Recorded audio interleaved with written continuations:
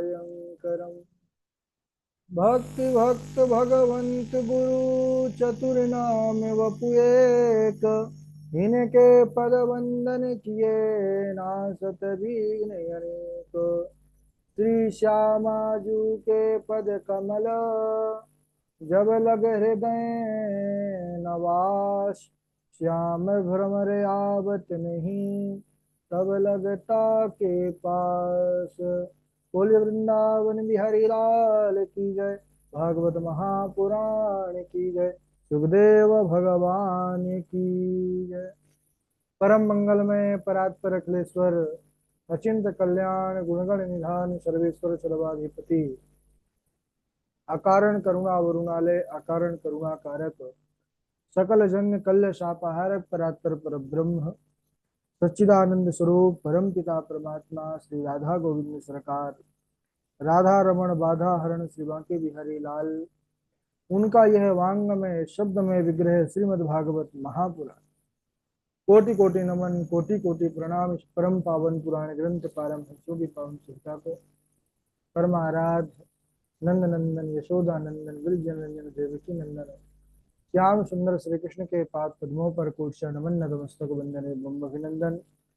उनकी आह्लादनी शक्ति प्राण प्रिया जगत वंदनी वृषभानंदनी महास्तुति जगदीश्वरी बरसाने वाली श्री किशोरी जी के पावन चरणारविंदों पर कोटि पुनः समस्त भूतादिक राम मैं सब जग जानी करहूँ प्रणाम जोर जुगपानी। हम सबका यह परम सौभाग्य की भागवत साप्ताहिक कथा सीखने का सब संकल्प विचार लेकर के एक स्थान पर एक साथ जुड़कर इस पावन पुराण श्रीमद् भागवतम की तैयारी कर रहे हैं। बड़ा ही आनंद आ रहा है और हम अभी सब अष्टम स्कंद अंतर्गत समुद्र मंथन की पावन कथा है उसको श्रवण कर रहे थे।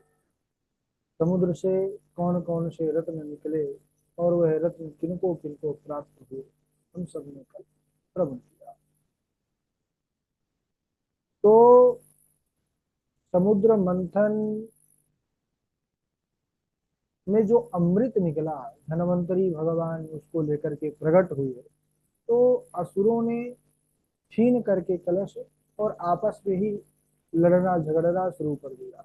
तब भगवान ने मोहिनी रूप लेकर के और देवताओं को अमृत का पान कराया असुरों को मोहित करके।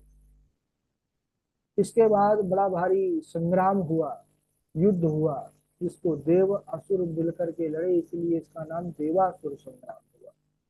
इसमें दैत्यराज बलि पर ऐसा प्रहार किया देवराज इंद्र ने वह निश्चेष्ट होकर के निष्प्राण होकर के पृथ्वी पर गिर पड़ा।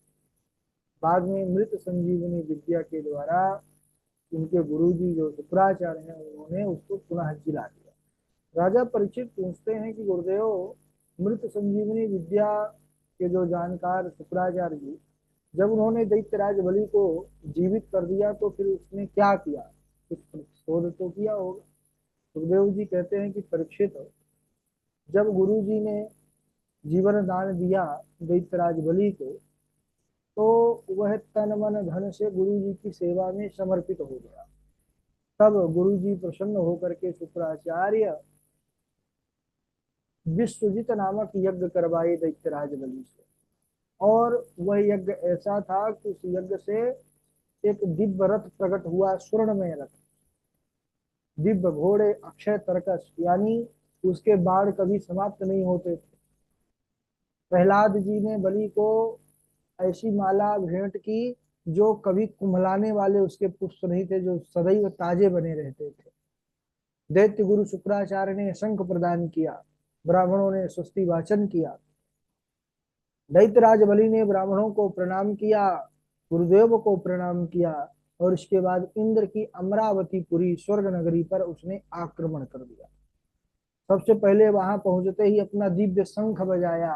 उस शंख की ध्वनि सुन करके देवताओं का हृदय कांप गया क्योंकि विश्वजित यज्ञ के द्वारा वह दैत्यराज बलि अद्भुत शक्ति संपन्न हो चुका था और दैत्यराज बलि के तेज को देख करके ही देवता लोग इधर उधर भाग गए छिप गए और इसके बाद शुक्राचार्य जी ने बलि से अश्वमेघ यज्ञ कराए। 100 अश्वमेघ यज्ञ का फल है इंद्रासन। तो 100 अश्वमेघ यज्ञ कराने के बाद इंद्र की पदवी जो है इंद्र के स्थान पर बैठ गए दैत्यराज बलि। अब इधर अदिति माता दुखी हो गई, क्योंकि अदिति के पुत्र देवता हैं।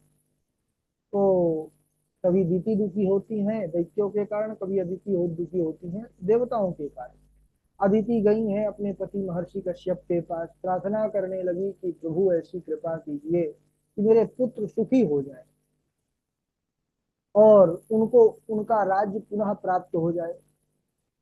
तब महर्षि कश्यप ने अदिति को पयोव्रत का यहाँ पर विधान बतलाया है। एक व्रत बतलाया है पयोव्रत। पय यानी दुग्ध, यानी दुग्ध के द्वारा ही, दुग्ध का सेवन करने से करके ही वह व्रत किया जाता है, इसलिए इसका नाम ही पयोव्रत।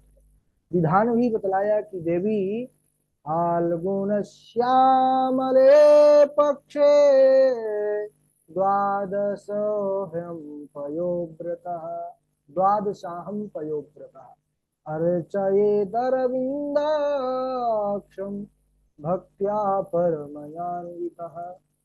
फाल्गुनश्यामले पक्षे, यह व्रत कब किया जाता है, नियम क्या है? तो बोले फाल्गुन मास के, फाल्गुन महीने के शुक्ल पक्ष में यह व्रत किया जाता है। मात्र दुग्ध पान करके 12 दिनों तक इस व्रत को विधिवत रूप से किया जाना चाहिए। उसका नियम ये है कि अमावस्या के दिन किसी पवित्र तीर्थ में जाकर के स्नान कीजिए, 350 सुंदर भगवान नारायण का पूजन कीजिए और द्वादशाक्षर मंत्र के द्वारा भगवान श्रीहरि का जाप और पूजन कीजिए। सामा की खीर बनाएं, उसी का भोग लगाएं और उसी से प्रतिदिन हवन करें और कम से कम 2 ब्राह्मणों को भोजन प्रतिदिन कराएं। ब्रह्मचर्य का पालन करें, पृथ्वी में शयन करें, तीनों समय स्नान करें और कभी भी इस व्रत के दौरान धोखे से भी मुंह से असत्य भाषण ना करें। और जब व्रत पूर्ण हो जाए तो 13वें दिन भगवान का सुंदर अभिषेक करें, हवन करें और कम से कम 12 ब्राह्मणों को भोजन कराएं। इस व्रत के प्रभाव से भगवान श्री हरि तुम पर प्रसन्न हो जाएंगे देवी, और तुम फिर भगवान हरि से कोई भी अपनी मनोकामना जो भी हो तो वरदान मांग लेना। अब महर्षि कश्यप के बताए हुए व्रत के विधान को माता अदिति विधि पूर्वक करने लगी सिद्ध, और उनके व्रत को बढ़िया निर्विघ्न जैसे ही पूर्ति हुई उनके व्रत की, वैसे ही भगवान नारायण प्रकट हो गए। बोलिए भक्तवत्सल भगवान की जय। प्रकट होकर के कहने लगे कि हे माता, हम आपके व्रत से प्रसन्न हैं, कहिए हम आपकी क्या इच्छा पूर्ण करें, वरदान मांगिए, क्या चाहती हैं आप? माता अदिति ने भगवान नारायण के चरणों में प्रणाम किया और कहा कि हम बस यही चाहती हैं कि हमारे पुत्र सुखी हो जाएं, उनको उनका राज्य मिल जाए। इसलिए मैं आपके चरणों में निवेदन करती हूँ कि आप जो है कुछ कीजिए कि उनको उनका घर द्वार मिल जाए। भगवान नारायण ने कहा कि माता, इस समय असुरों को युद्ध के द्वारा तो जीता नहीं जा सकता, लेकिन फिर भी मैं तुम्हारे पुत्रों को उनका जो स्थान है दिलाऊंगा। उसके लिए मैं स्वयं तुम्हारे घर में तुम्हारे पुत्र के रूप में अवतार लूंगा और तुम्हारे पुत्रों की रक्षा करूंगा। ऐसा कहके भगवान नारायण अंतर्ध्यान हो गए।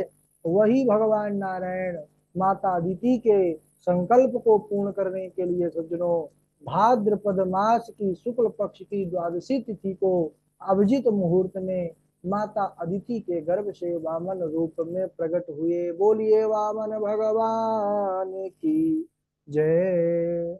वामन रूप में आए हैं प्रभु। वामन यानी वामन अंगुल का ही इनका छोटा सा रूप है।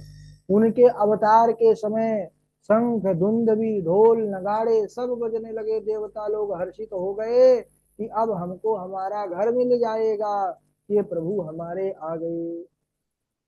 महर्षि कश्यप ने उनका जात कर्म संस्कार किया, उपनयन संस्कार उसके बाद स्वयं गायत्री की अधिष्ठात्री सविता देवता ने गायत्री मंत्र प्रदान किया है।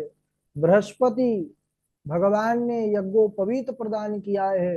कश्यप ऋषि ने मेखला प्रदान किया है। पृथ्वी माता ने कृष्ण मृग चर्म प्रदान किया है। चंद्रमा ने पलाश प्रदान किया है, पलाश का जो दंड होता है। माता अदिति ने कोपीन प्रदान किया है। ब्रह्मा जी ने अपने कमंडल से ही एक दिव्य कमंडल प्रकट करके दिया है। और यक्षराज कुबेर ने भिक्षा का पात्र दिया। और जगत जननी माँ जगदम्बा अन्नपूर्णा जो है उनको भिक्षा प्रदान की। अब वामन भगवान वहां से चल दिए कहाँ को? भृगु कक्ष नामक देश को, जहां पर दैत्यराज बलि जो है वह निवास करते हैं। तो दैत्यराज बलि का यज्ञ हो रहा था, वही वामन रूप में भगवान नारायण चले गए। और जैसे ही पहुंचे और वामन भगवान के दिव्य स्वरूप को, तेज को दैत्यराज बलि ने देखा, तुरंत आसन से उठ खड़े हुए और बढ़ करके उनका स्वागत किए।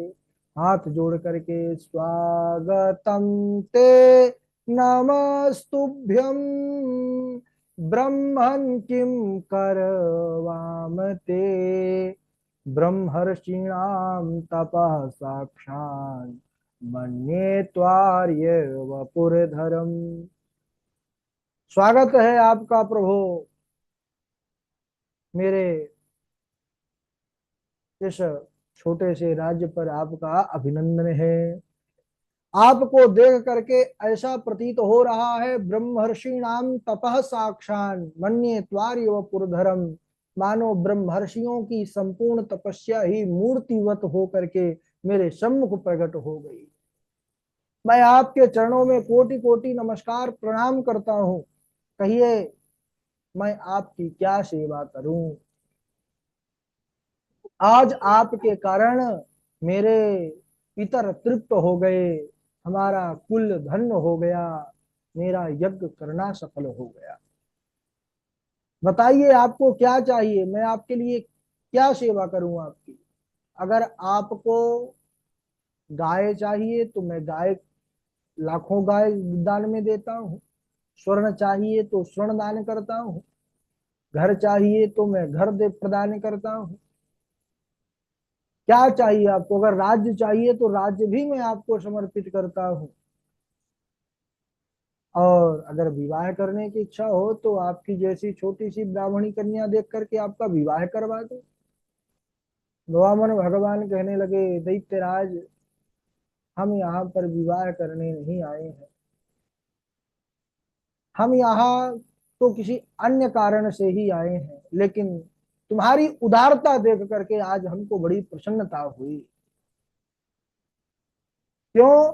क्योंकि तुम्हारी उदारता तुम्हारे वंश परंपरा, कुल परंपरा के अनुरूप ही है।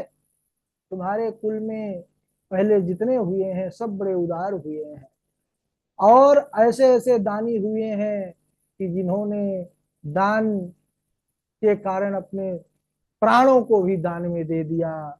तो अब कहना ही क्या, इसलिए तुम धन्य हो। अब दान मांगना है इसलिए प्रशंसा की जा रही है। वामन भगवान ने कहा कि अरे दैत्यराज बलि, तुम्हारे पिता वह तो बड़े ब्राह्मण भक्त थे। एक बार देवता ब्राह्मण का वेश धारण करके आए, उनसे उनकी आयु का दान मांगे।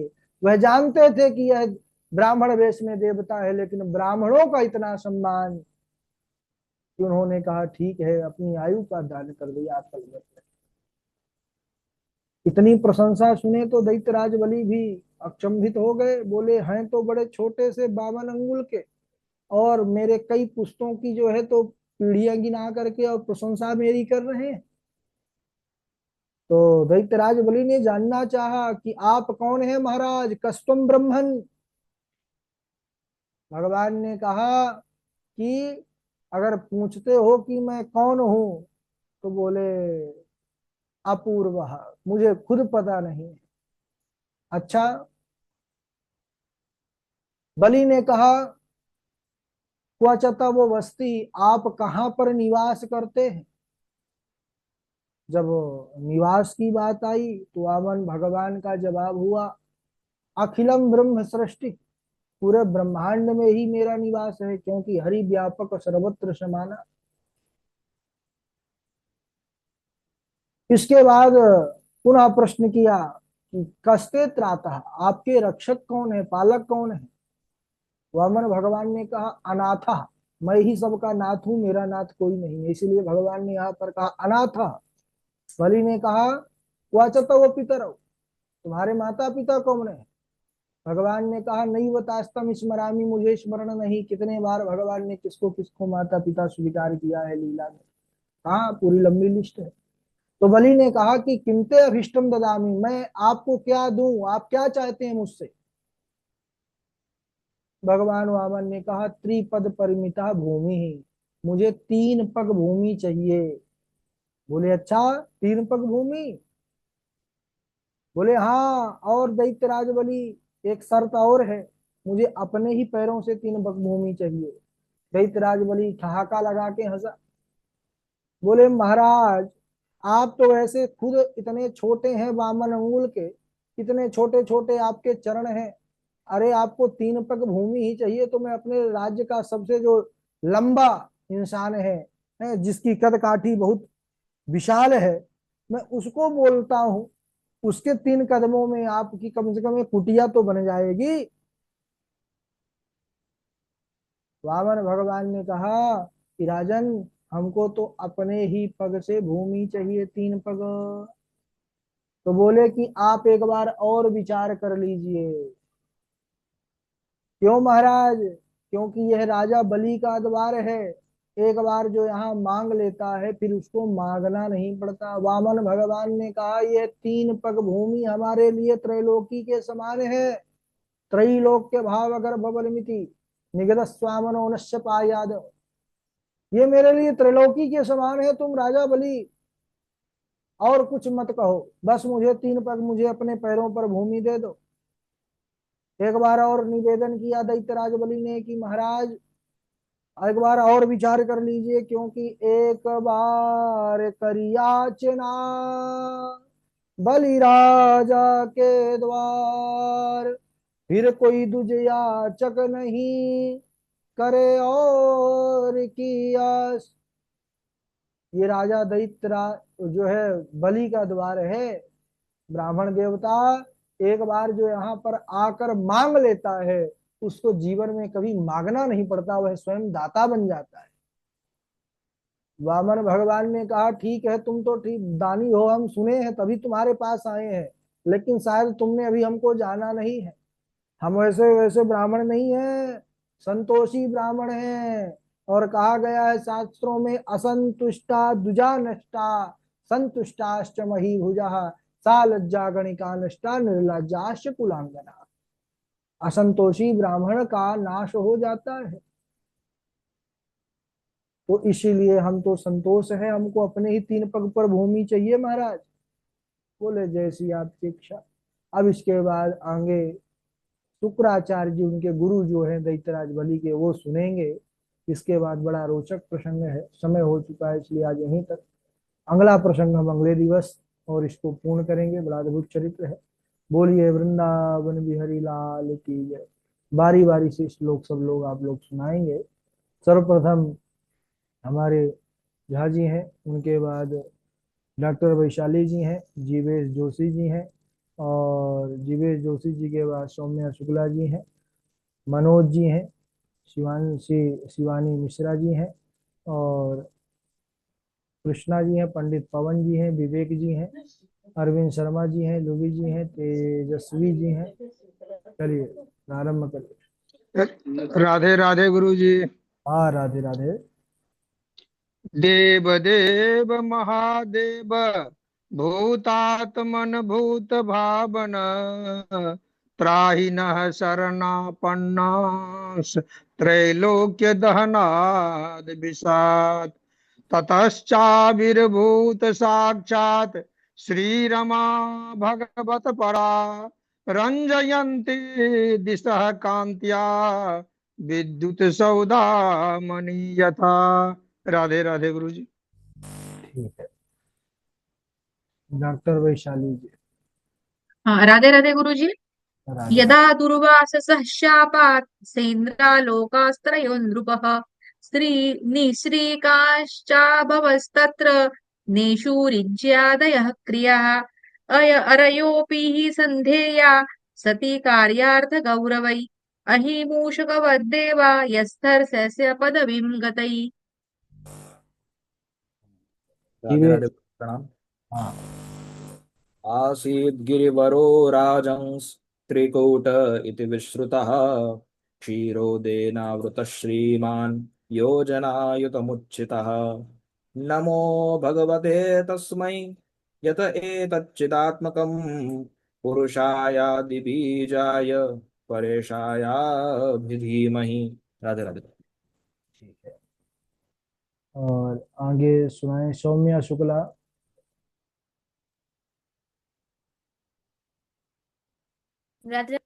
नाहं विशङ्केश्वरराजवज्रः न त्र्यच्च शूलान्यमश्च दण्डात् नान्यर्कं सोमानिलवित्तपस्त्रां चशङ्के विषं ब्रह्मकुलात् वमानात् जातस्य मृत्युर्ध्रुव एष शावता प्रतिक्रिया यश्च न चेह क्लिप्ता लोको यश्चाथ ततो यदि ह्यमुको नाम मृत्युनाम वृणेत युक्तम्।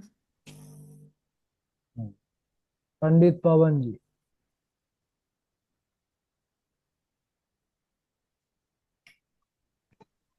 जय गुरु जी प्रणाम। राधे राधे। राधे राधे।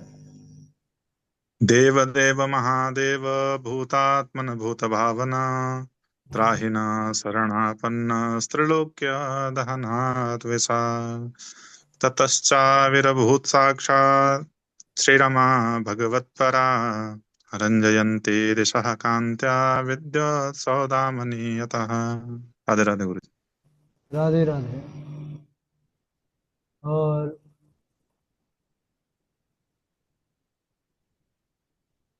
विवेक जी। विवेक जी हैं गुरुदेव शिवानी प्रणाम। राधे मिश्रा। राधे। हाँ राधे राधे। गुरुदेव प्रणाम। प्रणाम। राधे राधे। राधे राधे। ओम नमस्तुभ्यं भगवते वासुदेवाय धीमहि प्रद्युम्नाय निरुद्धाय नमः संकृष्णाय च। ठीक है। शिवानी मिश्रा